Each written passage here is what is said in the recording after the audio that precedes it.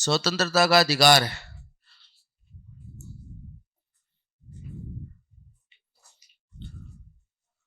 अनुच्छेद 20, ये मूल अधिकार वाले ही लिखा रहा हूं सारे, बाद में गिनती के 8-10 आर्टिकल और आएंगे बस। अनुच्छेद 20,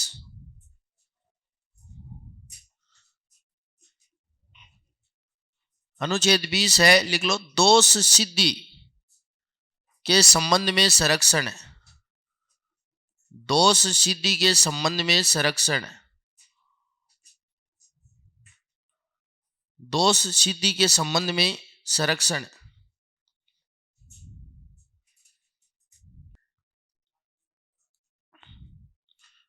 पहला लिखो भूतलक्षी, इधर भूत चल रहे हैं उधर संत संप्रदाय चल रहे हैं। भूतलक्षी दांडिक विधान, भूतलक्षी दांडिक विधान,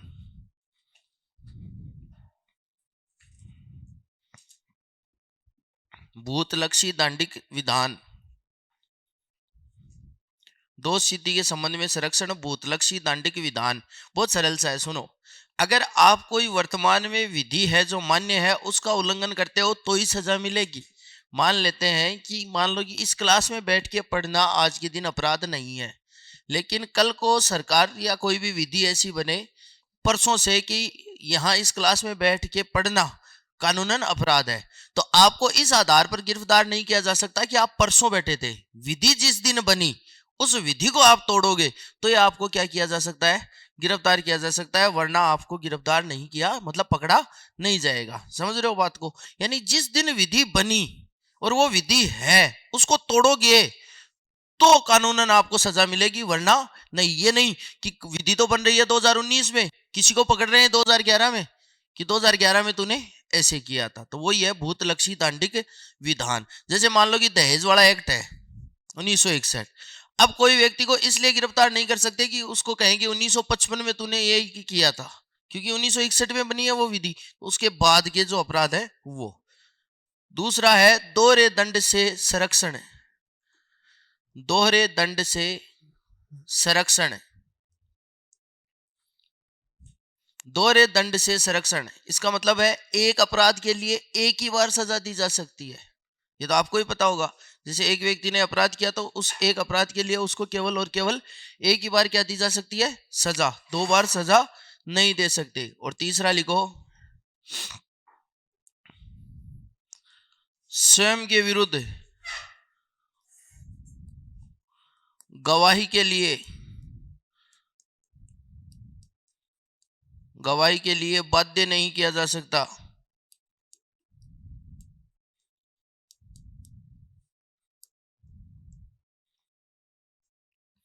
स्वयं के विरुद्ध गवाही के लिए बाध्य नहीं किया जा सकता। आपने फिल्मों में देखा होगा कि उसको पकड़ लेते हैं फिर पीटा जाता है और उससे जबरदस्ती कोई भी जैसे गवाही देने के लिए, और या उसे कहते हैं कि आप इस बात को क्या करो, स्वीकार करो। जैसे अभी मूवी आ रही है दृश्यम 2, वो भी इसी बेस पे है। तो अगर आपके साथ, मान लो आपके साथ तो क्यों ही हो ऐसा, अगर किसी व्यक्ति के साथ ऐसा होता है और उससे जबरदस्ती गवाही ले ली जाती है, तो वो न्यायपालिका में अगर जज के सामने कहे ना कि मुझसे तो जबरदस्ती ली गई है, ऐसी गवाही मान्य नहीं होती है। इसीलिए लोग क्या करते हैं, जब पुलिस वाले पीटते हैं तब तो मान लेते हैं कि हाँ चोरी मैंने की, और जज के सामने जाके कहते हैं कि मुझे तो जबरदस्ती पीट पीट के उगलवाया गया है। तो अगर आप जज के सामने कन्फेंस करते हो तभी वो गवाही मान्य है। बाकी पुलिस के सामने, अब अगर पुलिस वाला ये भी कहते हैं मेरे सामने चोरी की, तो भी पुलिस की और परिवार की गवाही मान्य नहीं होती। पता है क्या आपको? अगर पुलिस वाला कोर्ट में जाके ये कहे ना कि मेरे सामने चोरी की, उसको नहीं मानते। बाकी तो आपको बताऊं व्यवहारिक क्या होता है, 10 एक आदमी होते हैं, फिक्स होते हैं, वो पैसे लेते हैं और गवाही देते हैं, चाहे आप कहीं चोरी करो चाहे मत करो। उनका काम एक ही है, गवाही देना कि साहब मैंने इसको देखा था, मैं उधर से जा रहा था मॉर्निंग वॉक पे, ये दीवार से कूदा, चोरी करके भाग रहा था। ऐसे फिक्स होते हैं 10 एक, यहाँ पे सीकर में भी है। तो स्वयं के विरुद्ध गवाही के लिए बाध्य नहीं किया जा सकता। लिखो अनुच्छेद 21, ये संविधान में मूल अधिकार तो बहुत है, लेकिन इनका कई जगह प्रयोग भी नहीं कर सकते आप अगर कभी कभी पुलिस वाले पकड़ के ले जाए और कहे कि नहीं कौन है तुम, मुझे ये अधिकार है, मुझे वकील से परामर्श का अधिकार है, तो थप्पड़ भी मारते हैं वो। अनुच्छेद 21, प्राण व दैहिक स्वतंत्रता का अधिकार। प्राण व दैहिक स्वतंत्रता का अधिकार। सुप्रीम कोर्ट को जब भी कुछ भी अधिकार समझ में नहीं आता इसमें ऐड कर देते हैं, चाहे इंटरनेट का अधिकार हो, चाहे निजता का अधिकार हो, कुछ भी उनको समझ में नहीं आता तो किस में देते हैं, 21 में। इसका मतलब है प्राण व दैहिक का मतलब यह है कि आपको स्वच्छ ऑक्सीजन मिलनी चाहिए, अच्छे जीवन यापन के साधन मिलने चाहिए। प्राण व दैहिक स्वतंत्रता के अधिकार की खास बात यह है, अनुच्छेद 20 और 21 जो अभी हमने पढ़े हैं, आपातकाल के दौरान ये निलंबित नहीं किए जाते। समझ रहे हो, जब इमरजेंसी लगती है तो बाकी आपके मूल अधिकार राष्ट्रपति द्वारा निलंबित किए जा सकते हैं। अनुच्छेद 19 तो स्वतः निलंबित हो जाता है क्योंकि वो तो दिक्कत वाला है, वाक अभिव्यक्ति वाला। लेकिन अनुच्छेद 20 और 21 कभी भी निलंबित नहीं होते। किसी व्यक्ति को आप प्राण और दैहिक स्वतंत्रता के उसको ये थोड़ी बोल सकते हो कि आप ऑक्सीजन नहीं लेगा। और अनुच्छेद 20 में क्या पढ़ा हमने, जो भूतलक्षी दांडिक विधान है या दोहरे दंड से बचाव है, तो क्या इमरजेंसी में किसी को भी पकड़ के जेल में डाल देंगे कि तूने पहले मर्डर किया था, ले दोबारा सजा और ले ले। तो इसलिए अनुच्छेद 20 और 21 दो लागू नहीं होते, मतलब ये निलंबित नहीं होते। फिर लिखो अनुच्छेद 22, इसमें 21 ए इसलिए नहीं लिखा है, आपने शैक्षिक परिदृश्य में पढ़ लिया होगा आरटी में, राइट टू एजुकेशन, शिक्षा का मूल अधिकार। शिक्षा का अधिकार नहीं, वो तो राइट टू एजुकेशन है, लेकिन आरटी को मूल अधिकार में शामिल किया है 86वें संविधान संशोधन 2002 द्वारा। अनुच्छेद 22, गिरफ्तारी के संबंध में संरक्षण। गिरफ्तारी के संबंध में संरक्षण, वो तो दोष सिद्धि के संबंध में है, ये गिरफ्तार करने के बाद का है कि दोष सिद्ध हो गया, अब आया गिरफ्तार करने। तो पहला क्वेश्चन आपने फिल्मों में भी देखा होगा कि मुझे गिरफ्तार क्यों किया जा रहा है, सुना होगा ना आपने। तो सबसे पहला कारण बताना आवश्यक होता है। तो अनुच्छेद 22 में, पर वो क्या कहते हैं, थाने आ जाओ वहीं बताएंगे। गिरफ्तारी का कारण बताना आवश्यक, गिरफ्तारी का कारण बताना आवश्यक। आजकल तो ये पॉलीग्राफ टेस्टर, नार्को टेस्टर चल रहे ना, अभी हो रहा है ना उसका, ना दिल्ली में वो। वो कल कल उसको छींके बहुत आई, इसलिए दूसरे चरण में होगा उसका नार्को टेस्ट। 9 घंटे नार्को टेस्ट में उसको छींके छींके आई, इसलिए वो ऑन रिकॉर्ड नहीं हुआ। गिरफ्तारी का कारण बताना आवश्यक। दूसरा है गिरफ्तारी के 24 घंटे के भीतर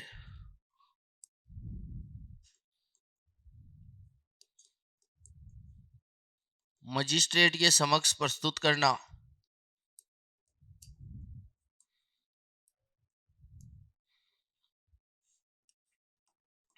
अगर किसी व्यक्ति को गिरफ्तार किया जाता है तो उसे 24 घंटे के अंदर अंदर मजिस्ट्रेट के समक्ष पेश किया जाएगा।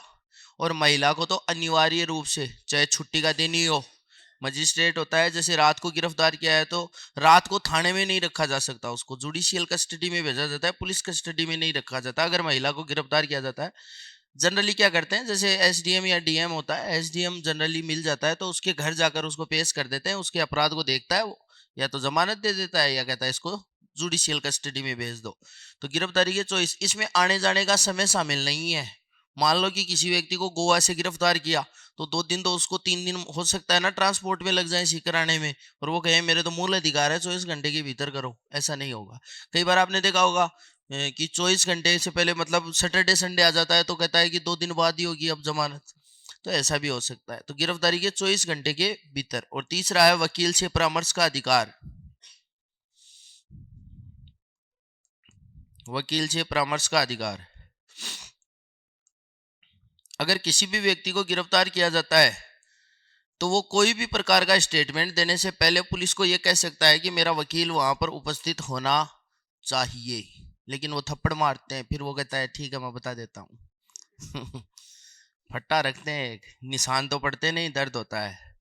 वकील से परामर्श का अधिकार, गिरफ्तारी के संबंध में संरक्षण। ठीक है। अनुच्छेद 23, अनुच्छेद 23 और अनुच्छेद 24 तो आपने बाल श्रम में भी पढ़ा होगा। अनुच्छेद 24 तो सीधा सीधा ही पढ़ा होगा, 14 वर्ष से कम आयु के बालकों को खतरनाक उद्योगों में नहीं लगाया जा सकता। और अनुच्छेद 23 में जो बंधुआ मजदूरी थी उसको रोका गया था। तो अनुच्छेद 23 में लिख लो मानवीय दुर्व्यापार, मानवीय दुर्व्यापार व बलात् श्रम का निषेध, दुर्व्यापार व बलात् श्रम का निषेध, मानवीय दुर्व्यापार व बलात् श्रम का निषेध। आपके तो हो गए होंगे ना ये संत संप्रदाय, आपके तो हो गए। एक वो भी है ना इसमें लेवल, कौन से पुराने वाले, मानवीय दुर्व्यापार व बलात् श्रम का निषेध। 14 वर्ष से कम आयु के बालक को खतरनाक उद्योगों में, खतरनाक उद्योगों में नियोजन नहीं किया जा सकता।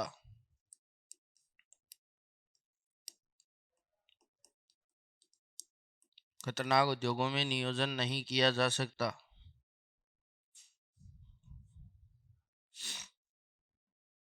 अनुच्छेद 23 में तो बलात् श्रम का निषेध है, अनुच्छेद 24 में खतरनाक उद्योगों में रोक लगाई गई है। बाकी इनकी कैटेगरी तो हम पहले कर ही चुके हैं। ये शोषण के विरुद्ध अधिकार है, मूल अधिकार। फिर हम्म हम्म हम्म 14 साल से बच्चे से कम में क्या बम फेंकवाओगे उससे? हाँ हाँ, मूल कर्तव्य है ना, चौथा मूल कर्तव्य है देश की रक्षा करें एवं देश के बुलाए जाने पर राष्ट्र की सेवा करें। आप मूल कर्तव्य पूरा करोगे तभी आपको मूल अधिकार मिलेगा। तो वो मूल अधिकार है। बाकी जबरदस्ती पकड़ा के करेंगे भी क्या? ये आप जो बोल रहे हो ये 65-71 की लड़ाई की बात कर रहे हो। जब युद्ध में सैनिक नहीं हुआ करते थे तो जबरदस्ती गांव से पकड़ के ले जाया करते थे। 62 में चाइना युद्ध था, ट्यूबलाइट मूवी भी देखी होगी आपने।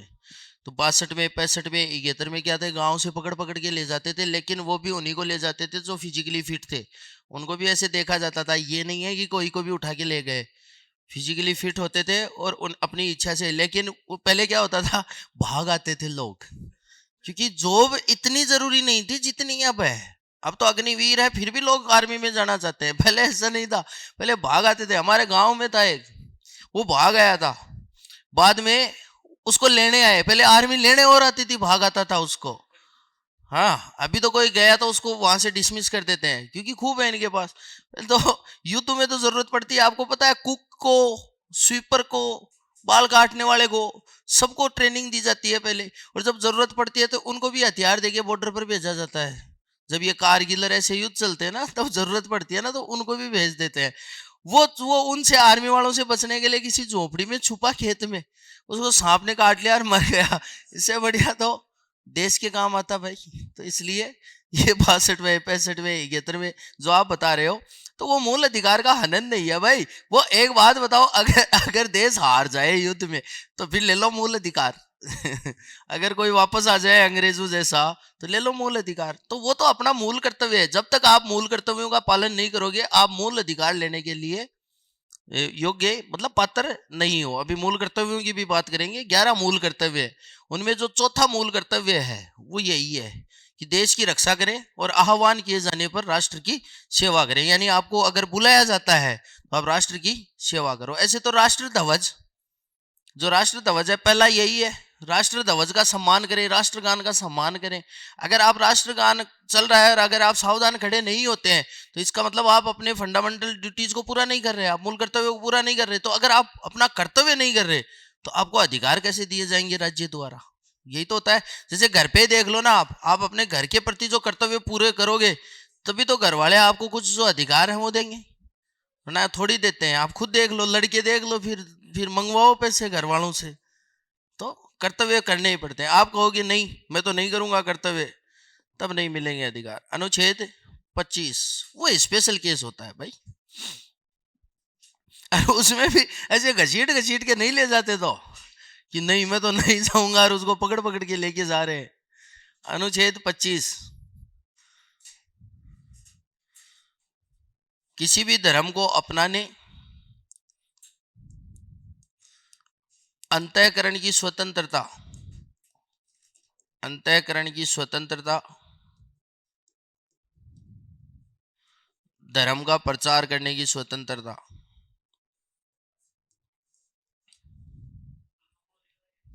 हम्म ये जो आपको लिखाए थे ना, धर्म से संबंधित स्वतंत्रता के अधिकार, उसमें अनुच्छेद 25, 25, 26, 27, 28, धर्म को अपनाने, अंतःकरण की स्वतंत्रता, धर्म का प्रचार करने की स्वतंत्रता। आलपोर्ट के शीलगुणी सिद्धांत में लिख ले, यहाँ नहीं तो।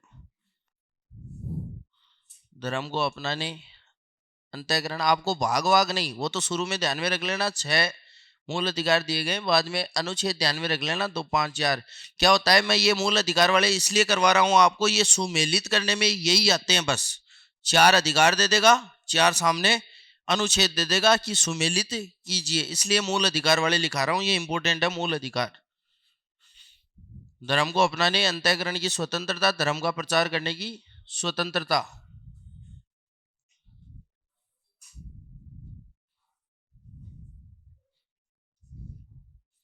अनुच्छेद 26,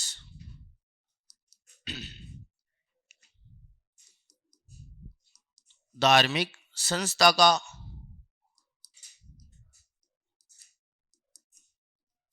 प्रशासन करने की स्वतंत्रता।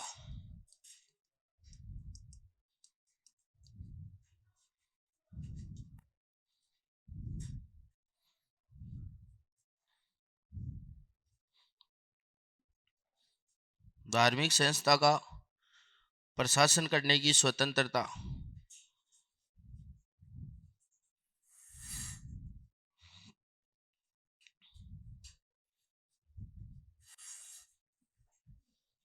अनुच्छेद 26, 27। देखो एक चीज सुन लेना, जो भी धार्मिक संस्था है, जैसे मंदिर वंदिर है, इनमें चंदा आता है, या जो किसी धर्म विशेष से जुड़ी मस्जिद है, कुछ भी है, अगर वहां पर जो पैसे आ रहे हैं, जो किसी धर्म विशेष की अभिवर्ति कर रहे हैं, उनको कर नहीं देना पड़ता है। ये जो मंदिर होते हैं, इनमें जो चढ़ावा आता है ना, इनको कर से क्या दी गई है, छूट दी गई है। वो किस में है, अनुच्छेद 27 में है। तो अनुच्छेद 27 में लिखो, किसी धर्म विशेष, किसी धर्म विशेष की अभिवर्ति के लिए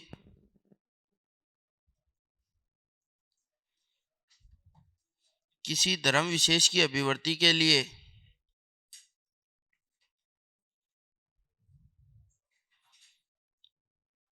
करों से छूट, करों से छूट, ठीक है। और लास्ट लिखो अनुच्छेद 28,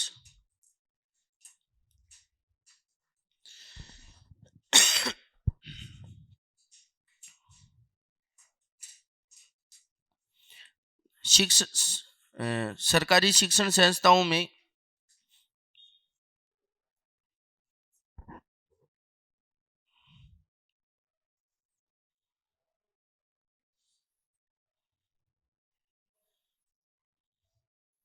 धार्मिक शिक्षा व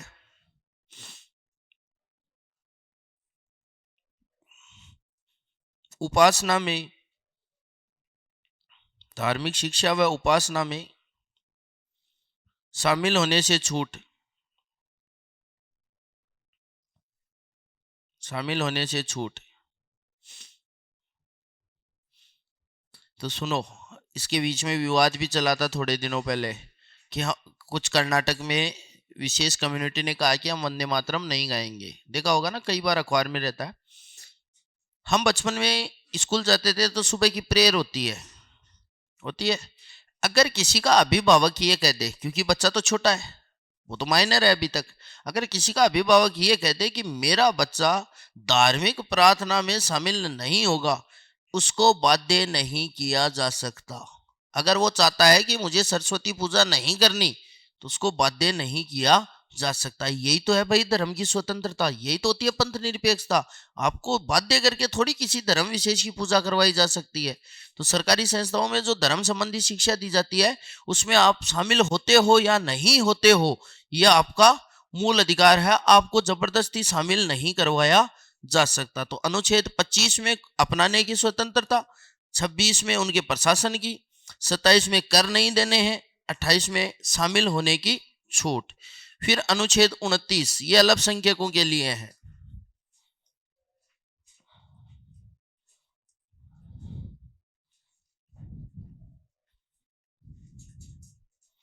अनुच्छेद 29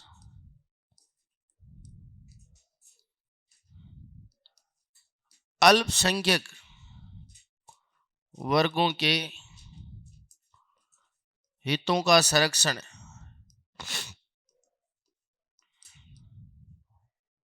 अल्पसंख्यक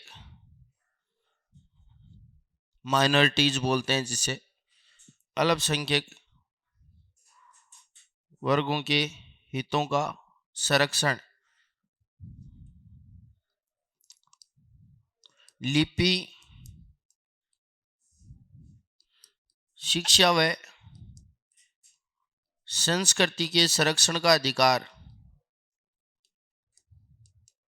संस्कृति के संरक्षण का अधिकार,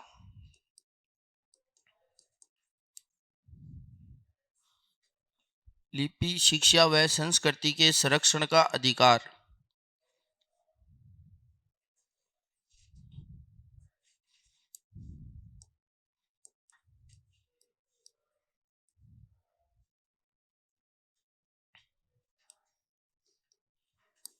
अल्पसंख्यकों को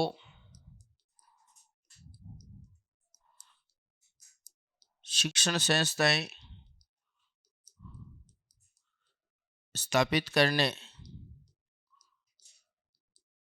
व उनके प्रशासन का अधिकार,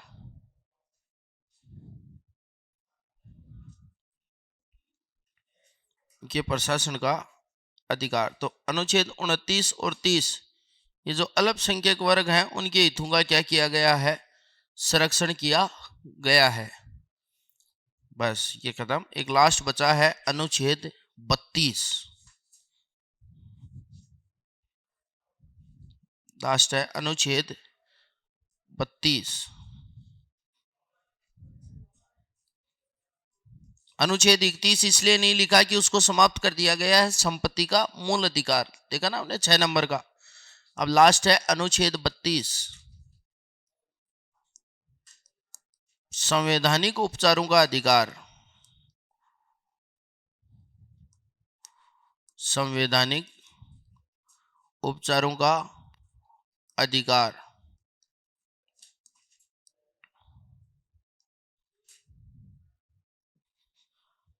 तो अगर कोई के मूल अधिकारों का हनन होता है तो वो सुप्रीम कोर्ट में जाता है। सुप्रीम कोर्ट 5 प्रकार की रीट जारी कर सकती है। क्या कुछ बोलना था? पृथ्वीराज चल रहा है भाई। पृथ्वीराज। संवैधानिक उपचारों का अधिकार, इसमें लिखो सुप्रीम कोर्ट द्वारा 5 प्रकार की रीट जारी की जा सकती हैं। सुप्रीम कोर्ट द्वारा 5 प्रकार की रीट जारी की जा सकती हैं। सुप्रीम कोर्ट द्वारा 5 प्रकार की रीट जारी की जा सकती हैं।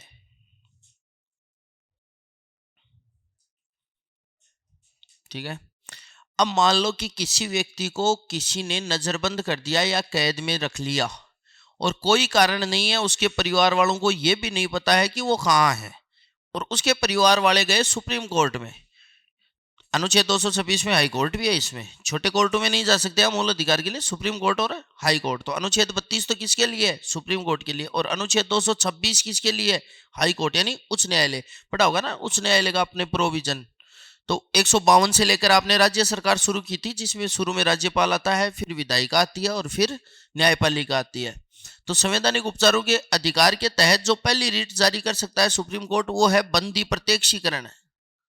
बंदी प्रत्यक्षीकरण, नाम से ही पता चल रहा है ऐसा व्यक्ति जिसको बिना किसी कारण के क्या बना लिया गया हो, बंदी, उसे 24 घंटे के भीतर न्यायपालिका के समक्ष प्रस्तुत करना होगा और कारण बताना होगा कि उसे गिरफ्तार या उसे कैद में क्यों रखा गया है। ये सरकारी संस्थाओं के लिए है, कोई किडनैपर के लिए नहीं है कि किडनैपर के विरुद्ध बंदी प्रत्यक्षीकरण है कि तू किडनैप करके ले गया, लेके आ 24 घंटे के भीतर।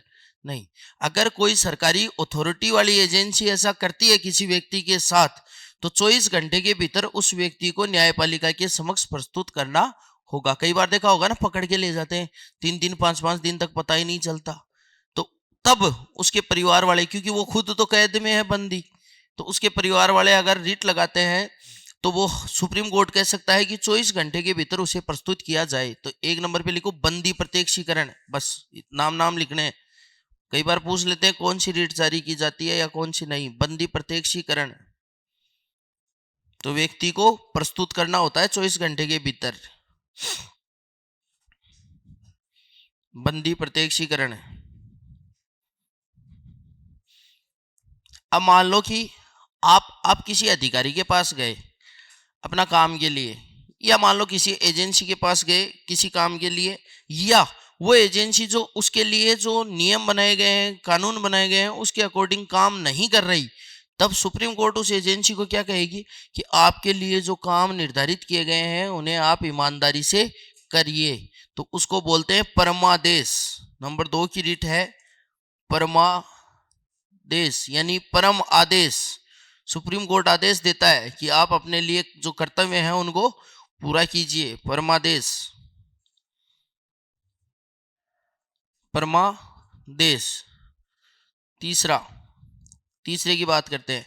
मान लो कोई भी निम्नतर न्यायालय है, ऐसे मान लेते हैं कि राजस्थान हाई कोर्ट में कोई मामला चल रहा है, ठीक है, और अगर सुप्रीम कोर्ट को यह लगता है कि जो कोर्ट में मामला चल रहा है उसकी जो कार्रवाई की जा रही है वो गलत तरीके से की जा रही है, तब सुप्रीम कोर्ट हाई कोर्ट वाले मामले पर रोक लगा देगा कि आपको इसके बारे में आगे कार्रवाई नहीं करनी है, कोई फैसला नहीं लेना है। उसको बोलते हैं प्रतिषेध, रोक देना, मना करना। प्रतिषेध का मतलब क्या होता है? मना करना। तो तीसरी रीट है प्रतिषेध।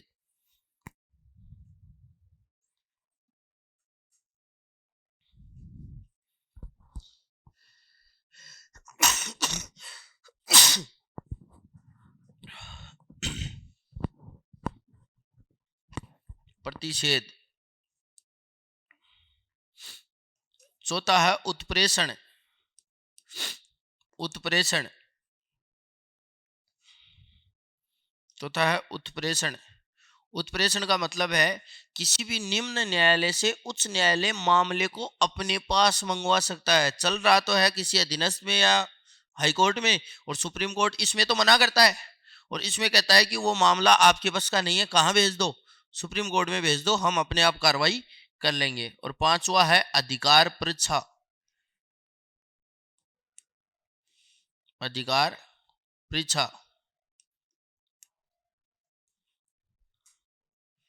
अधिकार परीक्षा का मतलब होता है किस अधिकार से, मान लो एक अथॉरिटी या कोई आधिकारिक व्यक्ति अपने पद से इतर दूसरे पद के आधार पर आपके साथ कोई भी व्यवहार करता है, तो सुप्रीम कोर्ट रिट जारी करती है भाई किस आधार से, या किसी दूसरे के पद पे कोई दूसरा व्यक्ति नहीं बैठ सकता, तो इसका मतलब है किस आधार से आप इनके अधिकारों का हनन कर रहे हो। तो ये 5 प्रकार के हैं संवैधानिक उपचारों का अधिकार। तो ये आपका हो गया भाग 3। फिर है भाग 4। इसमें 3-4 ही आर्टिकल देखेंगे बस जो पूछे जा सकते हैं, बाकी तो ये अनुच्छेद 36 से 51 है।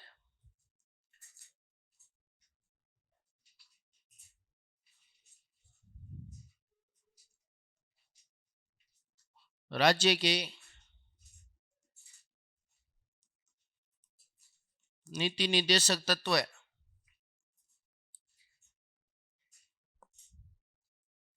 राज्य के नीति निर्देशक तत्व है। राज्य के नीति निर्देशक तत्व है।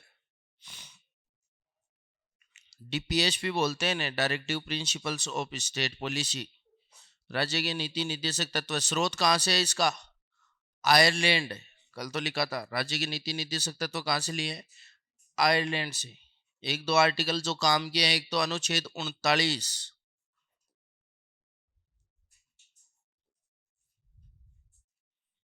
अनुच्छेद 39 लिख लो एक तो।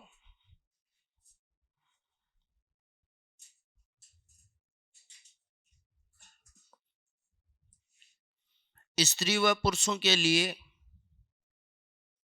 स्त्री व पुरुषों के लिए, स्त्री व पुरुषों के लिए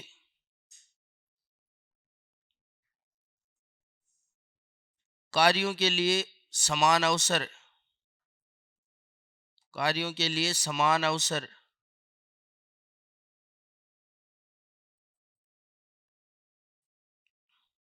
समान अवसर तथा समान कार्य के लिए, समान कार्य के लिए समान वेतन। अब कल को चाहे महिला टीचर बने या चाहे पुरुष टीचर बने, सरकार द्वारा ये थोड़ी है कि महिला है तो आपको कम या ज्यादा वेतन दिया जाएगा, या पुरुष है तो कम या ज्यादा वेतन दिया जाएगा। समान कार्य है तो समान ही वेतन मिलेगा, चाहे वो स्त्री हो चाहे पुरुष हो। अनुच्छेद 40, और इंपोर्टेंट लगा लेना इसको, ये गांधीवादी विचारधारा से प्रभावित होकर शामिल किया गया था। अनुच्छेद 40,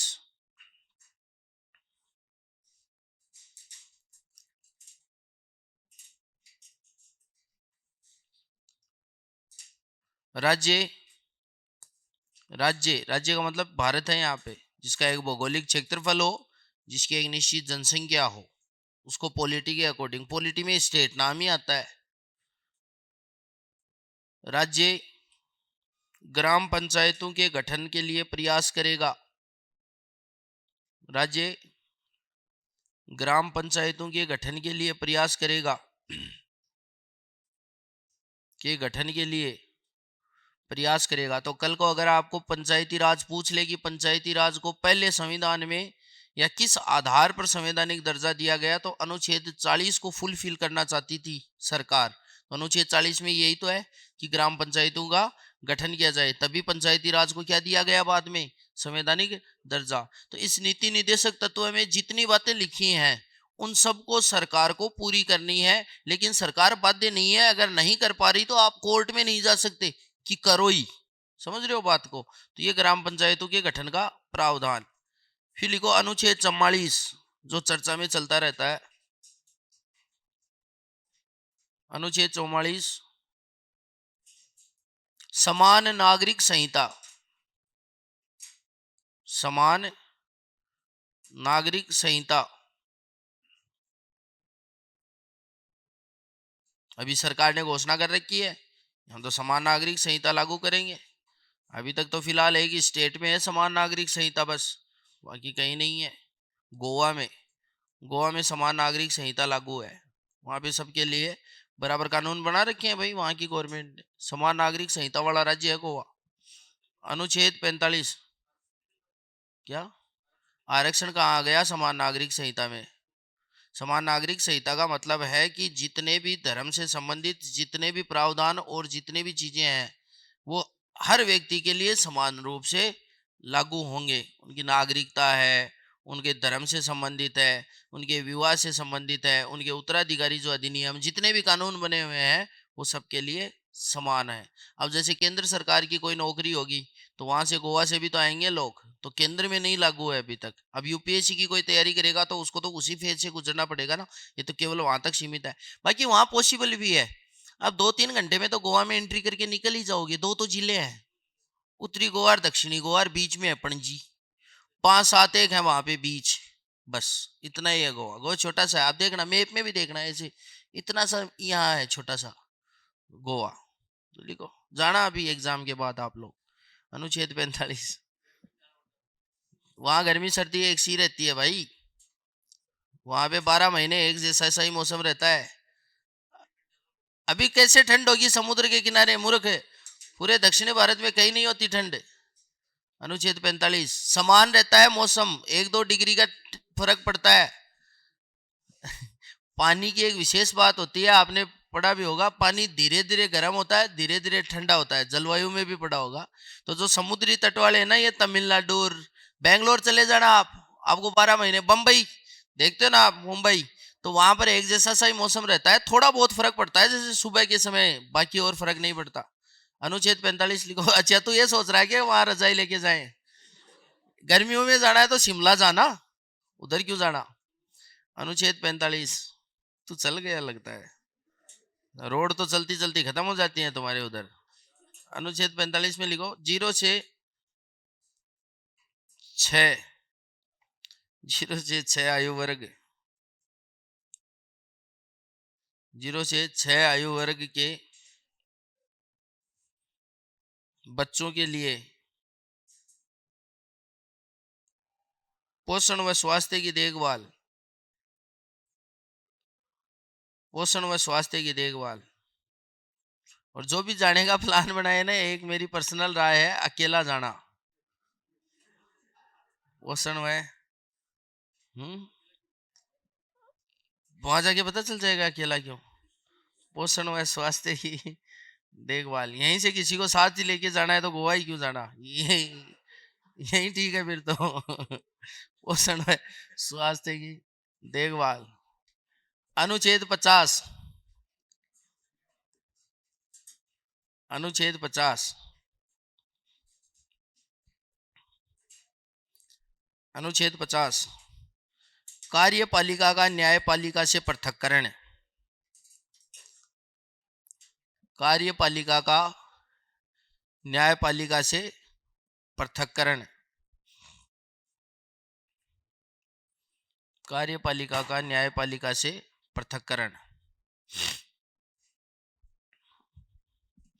कार्यपालिका का न्यायपालिका से पृथक्करण।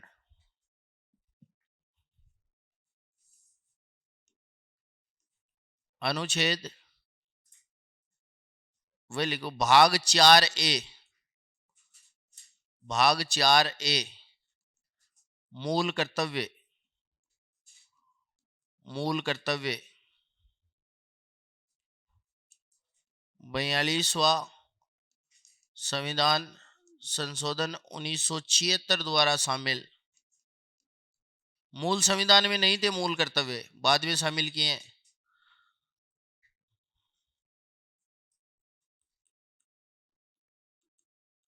अनुच्छेद 51A, अनुच्छेद 51A, भाग 4A, मूल कर्तव्य, अनुच्छेद 51A, सरदार स्वर्ण सिंह समिति, लिख लो, सरदार स्वर्ण सिंह समिति की सिफारिश पर 10 मूल कर्तव्य जोड़े गए।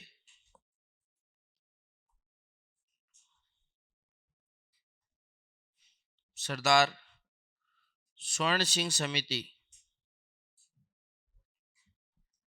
सरदार स्वर्ण सिंह समिति की सिफारिश पर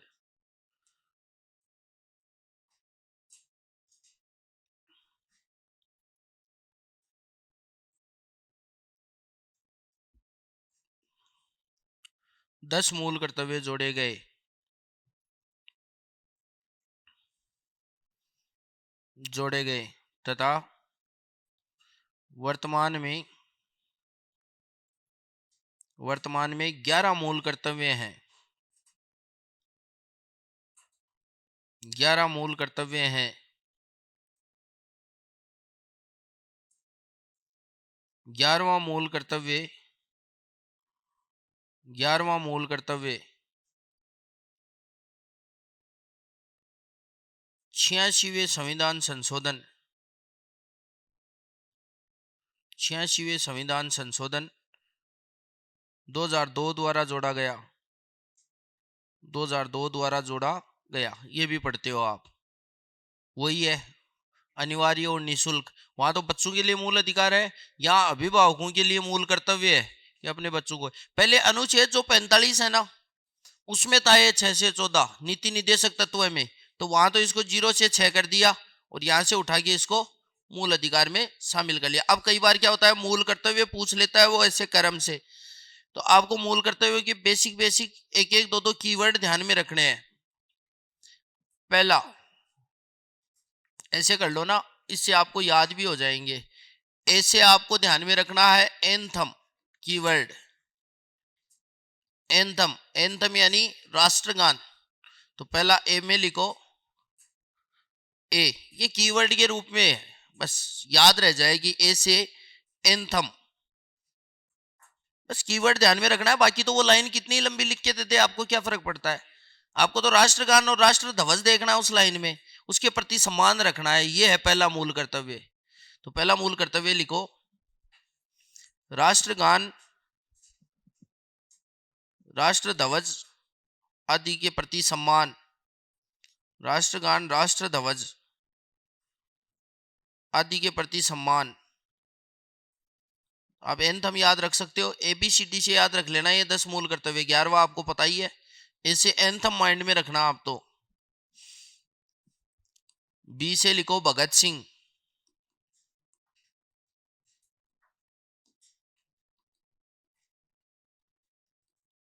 भगत सिंह, तो दूसरा मूल कर्तव्य लिखोगे तो भगत सिंह से अपने आप रिलेट हो जाएगा। भगत सिंह, भगत सिंह में इसमें लिखो राष्ट्रीय आंदोलन को, राष्ट्रीय आंदोलन को प्रेरित करने वाले, राष्ट्रीय आंदोलन को प्रेरित करने वाले आदर्शों को, करने वाले आदर्शों को हृदय में संजोए रखना। आदर्शों को हृदय में संजोए रखना। तो राष्ट्रीय आंदोलन को प्रेरित करने वाले व्यक्ति जैसे भगत सिंह, यही है उच्च आदर्श, उन्हें अपने हृदय में संजोए रखें। सी, कन्फर्मिटी।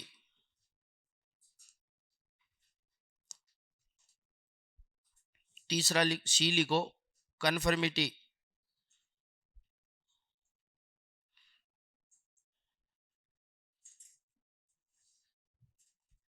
देश की एकता व अखंडता को अक्षुण्ण रखना, रखें।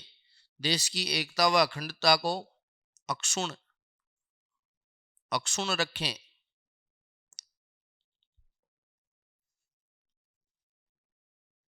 एकता व अखंडता को अक्षुण्ण रखें।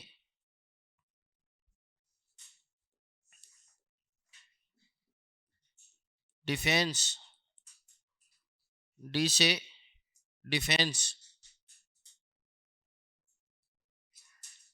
डिफेंस, ये कोई वैसे मूल कर्तव्य में नहीं है एंथम और भगत सिंह के, ये बस याद करने का एक तरीका है। डी से डिफेंस, देश की रक्षा करें, जो आप बोल रहे थे वो ये है चौथा, देश की रक्षा करें। देश की रक्षा करें एवं आह्वान किए जाने पर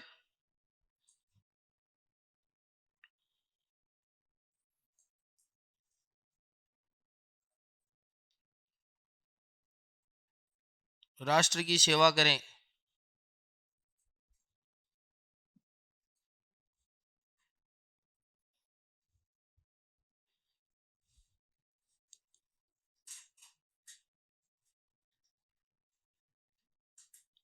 equity, equity, equity,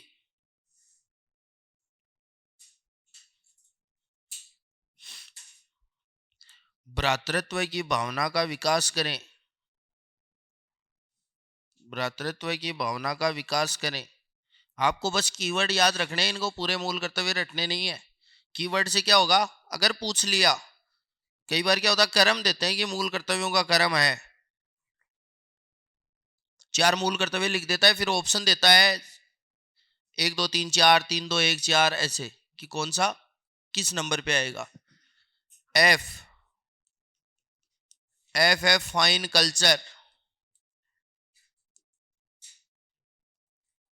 F fine culture,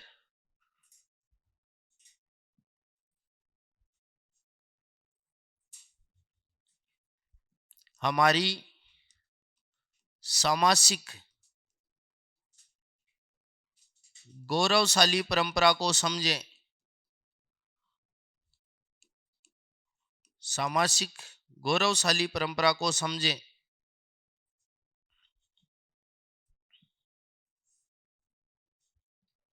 सामासिक गौरवशाली परंपरा को समझें।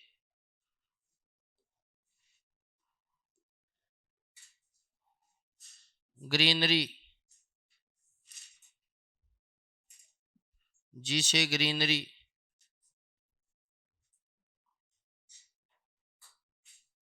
अरे जीतू,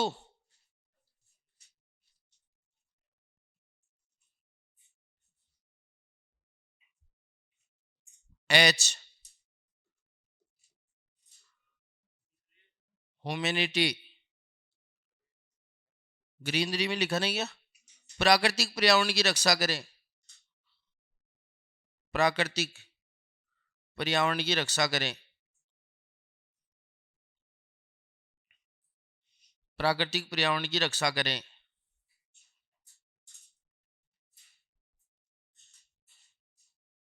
ह्यूमैनिटी,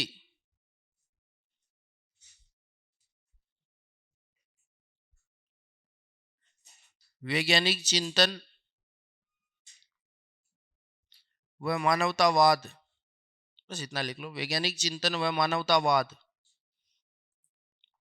ह्यूमैनिटी से हो जाएगा। उसमें लिखा होगा ना वैज्ञानिक चिंतन और मानवतावाद, ज्ञानोपार्जन और ऐसे कुछ लिख रखा है पूरे, तो उसमें आपको यही शब्द देखने हैं बस। आई,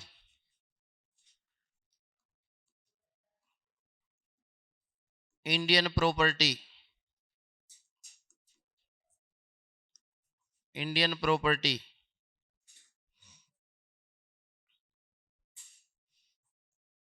सार्वजनिक संपत्ति की रक्षा करें। सार्वजनिक संपत्ति की रक्षा करें। हिंसा से दूर रहें। हिंसा से दूर रहें।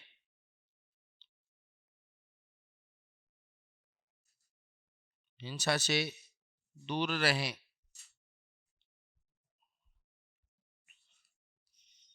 Joint action.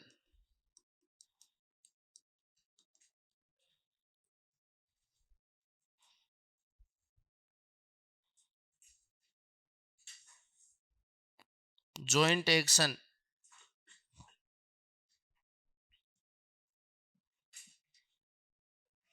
व्यक्तिगत